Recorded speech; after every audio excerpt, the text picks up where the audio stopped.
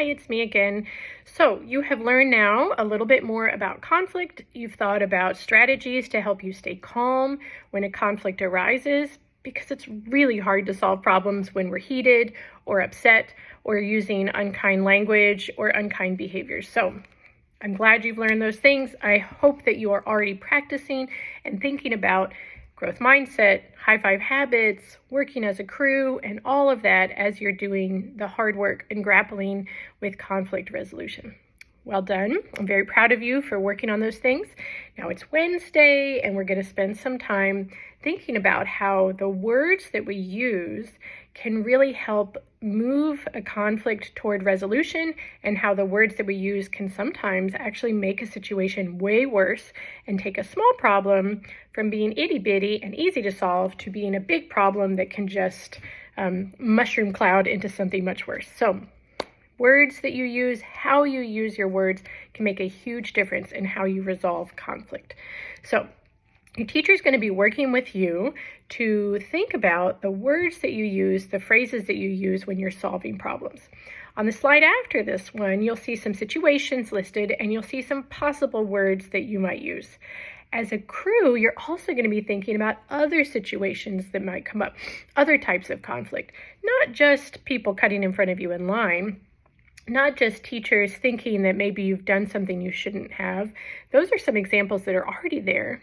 You're going to come up with your own scenarios, and you're going to think about the conflicts that you've already experienced or already seen in your life, and you're going to work to figure out, what do I say? How do I solve this? It's so much better to practice these things, to talk about these strategies when you're not in the heat of the moment. It's easier to practice and to discuss what to do, what to say if someone is unkind, what to do, what to say if someone is rude or creates stress, than it is to say those things or figure out what to say in those moments while they're happening. Okay, so just like if you play soccer or basketball or tennis, you practice and practice and practice with your team, so that then when you're in the middle of a competition or a game or a match, you know what to do. Practice helps with your growth mindset to develop those skills, but it also helps you to know what to do in the moment when it might actually be happening. Okay, so I want to invite you to be very thoughtful about the conflicts that you have experienced. Now, this is important. If you have had a conflict with a classmate, a crewmate who is in the room with you right now, I wouldn't bring up a conflict and say negative things about them while you're doing this lesson. Okay? I don't think that would be a very nice way to show the high five habit of respect. If you've had a conflict with someone in the past that's in the room with you right now, you might talk about that type of conflict, but we're not going to point fingers, and we're not going to name names, and we're not going to bring up old drama. What we're looking for is examples of conflict and what to do about them, how to solve them best of all, with respect, with kindness, with a calm and patient attitude, with a growth mindset, and always coming back to a place of compassion. Okay, so that's just a little something for you to remember. This is not the chance to bring up old dirt, old drama, old shenanigans. We're just thinking about, one time my brother stole my money from my room, and then we got in a big fight about it, and this is what I should have done to solve that problem, and this is what I'll do if it ever happens again. Okay? Or you might say, sometimes people kick the back of my foot while we're walking down the hallway. It just happens, and it gets me really mad, and sometimes I say something snarky or rude to them because they keep kicking my foot in the line, and it's really infuriating. And this is what I could do, what I would do if it ever happens again. These are ways to use the high five habits and good, compassionate, and kind words to address that conflict in the future.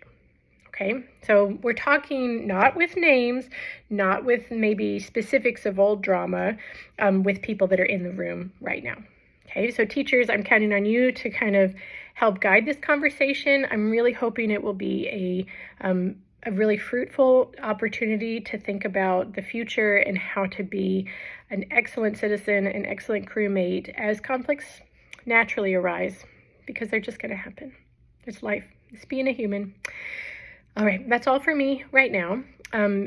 Later this week, you're going to have the chance to take all of this learning that you've done with your teachers, with your crew. You're going to put it on a poster. It's going to hang up in your room. You're going to think through those steps. Okay, how do I assess the situation but stay calm?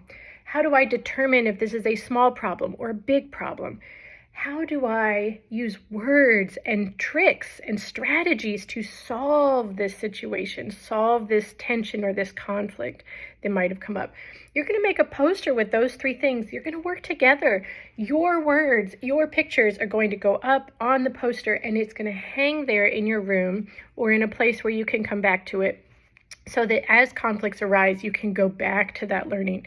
Again, growth mindset, high 5 habits, conflict resolution, working as a crew, all of these things work together to make you the best that you can be and help your crew to be the best that it can be, okay? So let's work all together, make sure we're taking all that learning and bringing it into the same situation, the same discussion, because it all matters and it all works together, okay? That's all. I'll talk to you soon. Bye.